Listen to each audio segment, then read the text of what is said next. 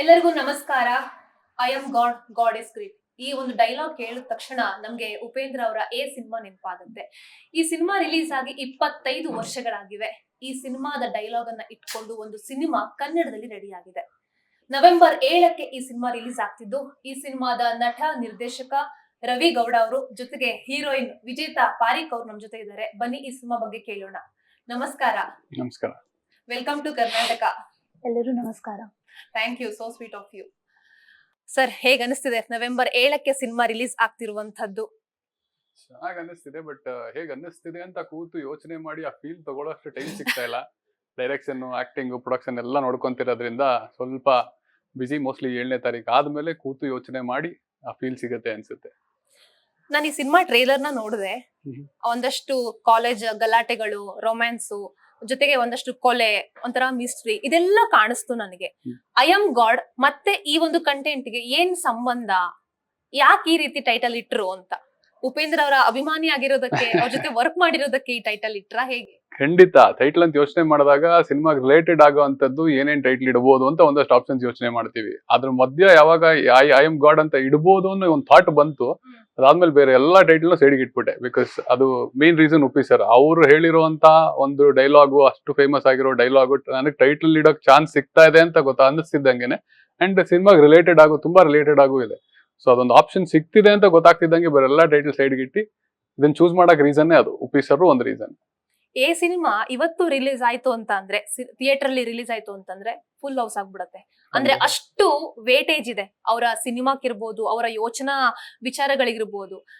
ಈ ಒಂದು ಟೈಟಲ್ ಇಡ್ತೀವಿ ಅಂತ ಅಂದಾಗ ನಿಮ್ಗೂ ಕೂಡ ಒಂದಷ್ಟು ಜವಾಬ್ದಾರಿ ಇರುತ್ತೆ. ಅದನ್ನ ಹೇಗ್ ನಿಭಾಯಿಸಿದ್ರಿ? ಎಷ್ಟು ಪ್ರೆಷರ್ ಇತ್ತು? ಪ್ರೆಷರ್ ಅಂತ ನನಗೆ ಆಕ್ಚುಲಿ ಗೊತ್ತಾಗಿಲ್ಲ. ನೀವು ಕೇಳದ್ಮೇಲೆ ಯೋಚನೆ ಮಾಡ್ತಾ ಇದ್ದೀನಿ ಪ್ರೆಷರ್ ಇತ್ತ ಅಂತ. ನನಗೆ ಟೈಟಲ್ ಒಂದು ಖುಷಿ. ಓಕೆ, ಉಪ್ಪಿ ಸರ್ ಹೇಳಿರೋ ಡೈಲಾಗು, ಆ ಟೈಟಲ್ ನಾನ್ ಇಡ್ಬೋದು ನನ್ನ ಸಿನಿಮಾಗೆ, ಮೊದಲನೇ ಸಲ ಡೈರೆಕ್ಟ್ ಮಾಡ್ತಿರೋ ಸಿನಿಮಾಗೆ. ಆ ಖುಷಿ ಎಲ್ಲ ಇತ್ತು. ಬಟ್ ಅದ್ ನನಗೆ ರೆಸ್ಪಾನ್ಸಿಬಿಲಿಟಿ ಅಂದಿಲ್ಲ. ರೆಸ್ಪಾನ್ಸಿಬಿಲಿಟಿ ಯಾವಾಗ ಅನಿಸ್ತಿತ್ತೇನೋ ಮೋಸ್ಟ್ಲಿ ಅಂದ್ರೆ ಉಪ್ಪಿ ಸರ್ ಏನ್ ಅನ್ಕೋತಾರೋ ಅಂತ ಭಯ ಇದ್ದಿದ್ರೆ. ಬಟ್ ಅವರು ಅರ್ಥ ಮಾಡ್ಕೊಂತಾರೆ, ಅವ್ರಿಗೆ ಗೊತ್ತು, ಅವ್ರಿಗೆ ಎಫರ್ಟ್ ಕಾಣಿಸಿದ್ರೆ ಅವ್ರು ಖುಷಿಯಾಗಿ ಎಲ್ಲಾನು ಒಪ್ಕೊಂತಾರೆ. ಸೊ ಆ ಭಯ ಇಲ್ಲದೆ ಇದ್ದಿದ್ರಿಂದ ನನಗದೇನು ಅನ್ನಿಸ್ಲಿಲ್ಲ ಆ ತರ. ಅಂದ್ರೆ ಈ ಸಿನಿಮಾ ಟೈಟಲ್ ಇಟ್ಟಾಗ ಜನರಿಗೆ ಉಪೇಂದ್ರ ಅವರ ಸಿನಿಮಾ ಅಂಶಗಳು ಇಲ್ಲಿರುತ್ತೋ ಏನೋ ಜನರ ಬಗ್ಗೆ, ಓಕೆ, ಜನರು ನಿಮ್ ಮೇಲೆ ಒಂದು ಎಕ್ಸ್ಪೆಕ್ಟೇಷನ್ ಬಿಲ್ಡ್ ಆಗ್ಬಿಡತ್ತೆ ಅಂತ. ಅದಕ್ಕೆ ಇವಾಗ ನನ್ನ ಕೇಳಿದ್ರೆ ಆಸ್ ಎ ಡೈರೆಕ್ಟರ್ ನಾನು ಹೇಳ್ತೀನಿ, ನನ್ನ ಸಿನಿಮಾಲ್ ಅಷ್ಟು ಕಂಟೆಂಟ್ ಇದೆ, ಏನು ಬೇಕು ಜನರಿಗೆ ಅದನ್ನ ಅಷ್ಟು ಇದೆ ಅಂತ. ಅದ ಆಸ್ ಎ ಡೈರೆಕ್ಟರ್ ಎನಿಬಡಿ ಯಾರ್ಯಾದ್ರು ಅದನ್ನೇ ಹೇಳ್ತಾರೆ ಅವ್ರ ಸಿನಿಮಾಲ್ ಅದಿದೆ ಅಂತ. ಬಟ್ ನೋಡಿದ್ಮೇಲೆ ಅವ್ರಿಗೆ ಅನ್ಸುತ್ತೆ ಇದು ಸುಮ್ನೆ ಏನೋ ಪಬ್ಲಿಸಿಟಿ ಗಿಮಿಗೋಸ್ಕರನೋ ಅಥವಾ ಟೈಟ್ಲ್ ಇಟ್ಬಿಟ್ರೆ ತುಂಬಾ ರೀಚ್ ಆಗ್ಬಿಡುತ್ತೆ ಅಂತಾನೋ ಇಟ್ಟಿರೋ ಟೈಟ್ಲ್ ಅಲ್ಲ. ಇದು ಸಿನಿಮಾ ರಿಲೇಟೆಡ್ ಆಗಿ ಇದೆ ಅಂತ ಆಡಿಯನ್ಸ್ ಗೆ ಅನ್ಸುತ್ತೆ. ಸೊ ಅಲ್ಲೂ ನನಗೇನು ಅದು ಪ್ರೆಷರ್ ಅಂತ ಅನಿಸ್ಲಿಲ್ಲ. Okay. Can you tell us about your background? Where are you from? So basically, I'm from Jhunjhunu, Rajasthan. Okay. Yeah, and then I moved to Mumbai and I started my acting journey. And this is my first film. And yeah, that's it. Okay. How did you connect this movie or this team? Okay, so what happened? So there's an agency in Mumbai. So these guys connected with me. And then I went to meet sir. So I met him. And I remember one incident. So we met for the first time and he was like, what's your height? I was like, sir, 5'7". So, okay, with his or without his? I was like, without his. Okay, then remove your heels.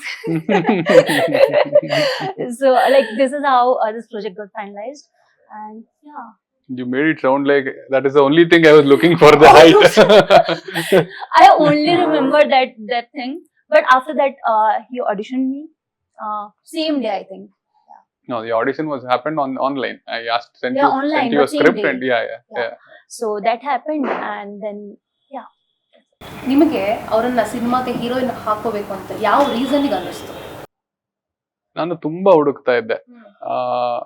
ಒಂದು reason, but ಅದು main reason ಅಲ್ಲ. There is one reason. ಒಂದು kissing scene ಇದೆ ಸಿನಿಮಾದಲ್ಲಿ. And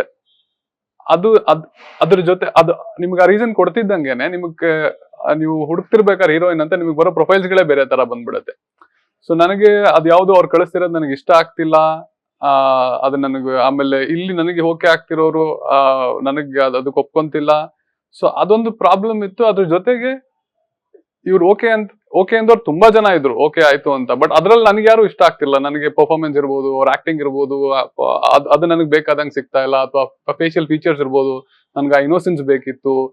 ಅದೆಲ್ಲ ಹುಡುಕ್ಬೇಕಾದ್ರೆ ತುಂಬಾ ಹುಡುಕ್ದೆ ನಾನು. ತುಂಬಾ ದಿನ ಹುಡುಕಿ ಒಂದ್ 200-300 ಜನನ್ನೆಲ್ಲ ಪ್ರೊಫೈಲ್ಸ್ ತರ್ಸ್ಕೊಂಡೆಲ್ಲ ನೋಡಿ ಫೈನಲಿ ಇವ್ರ ಪ್ರೊಫೈಲ್ ಓಕೆ ಆದ್ಮೇಲೆ ಮತ್ತೆ ಇವ್ರಿಗೆ ಆಡಿಷನ್ ಮಾಡಿ ಆ ಪರ್ಫಾರ್ಮೆನ್ಸ್ ಇರ್ಬೋದು ಅಥವಾ ನನಗೆ ಬೇಕಾಗಿದ್ದ ಇನ್ನೋಸೆನ್ಸ್ ಇರ್ಬೋದು ಅದೆಲ್ಲ ಅವರಲ್ಲಿ ಇದೆ ಅಂತ ಕಾಣಿಸಿದ ಮೇಲೆ ಅಂಡ್ ಎಫರ್ಟ್ ಹಾಕ್ತಾರೆ. ಮೇನ್ ಪ್ರಾಬ್ಲಮ್ ಇದ್ದಿದ್ದು ಲ್ಯಾಂಗ್ವೇಜ್ ಅಗೇನ್. ನಮಗೆ ಕನ್ನಡ ಆದ್ರೆ ತುಂಬಾ ಈಸಿ, ನಾವು ಹೇಳ್ಕೊಡ್ಬೇಕಾಗಿರೋದು ಈಸಿ, ಅವ್ರಿಗೆ ಅರ್ಥ ಆಗೋದು ಈಸಿ, ಪರ್ಫಾರ್ಮ್ ಮಾಡ್ಸೋದು ಈಸಿ. ಸೊ ನಾನು ಅದಕ್ಕೆ ಇವ್ರಿಗೆ ಏನ್ ಮಾಡ್ತೀನಿ, ಆಮೇಲೆ ನೀವು ಡೈಲಾಗ್ ನ ಬರ್ದು ಕೊಟ್ಟಷ್ಟು ಅವ್ರು ಏನ್ ಮಾಡ್ತಾರೆ, ಓದ್ಬಿಟ್ಟು ಅದನ್ನ ರಿಪೀಟ್ ಮಾಡ್ತಾರೆ. ಅದು ನಿಮಗೆ ಬುಕಿಶ್ ಆಗಿ ಬಂದ್ಬಿಡುತ್ತೆ, ಇಲ್ಲಿ ಬಂದಿದ್ದೇನೆ ಅಂತ ಅದು ಓದೋದು. ಸೊ ನಾವು ಅವ್ರಿಗೆ ಕೊಟ್ಟರು ಅದನ್ನ ನೋಡ್ಲೇಬೇಡಿ ನೀವು ಬರೀ ನಾನು ವಾಯ್ಸ್ ನೋಟ್ಸ್ ಕಳ್ಸಿಬಿಡ್ತಾ ಇದ್ದೆ. ಡೈಲಾಗ್ ನಾನೇ ಹೇಳಿ ಇದೇ ಸ್ಟೈಲ್ ಅಲ್ಲಿ ಇದೇ ರೀತಿ ಬರ್ಬೇಕು ನನ್ಗೆ ನೀವು ಹೇಳೋದು ಅಂತ, ಅದನ್ನ ಕೇಳಿಸ್ಕೊಳ್ಳಿ ಅಷ್ಟೇ, ನೀವು ಓದಕ್ ಹೋಗ್ಬೇಡಿ ಅಂತ. ಅದನ್ನ ಕೇಳಿಸ್ಕೊಂಡು ಅವ್ರು ಹೇಳೋರು. ಸೊ ಎಫರ್ಟ್ ಹಾಕ್ತಿದ್ರು, ಎಫರ್ಟ್ ಕಾಣಿಸ್ತಿತ್ತು, ಅದಕ್ಕೋಸ್ಕರ ಸೆಲೆಕ್ಟ್ ಮಾಡಿದ್ರು.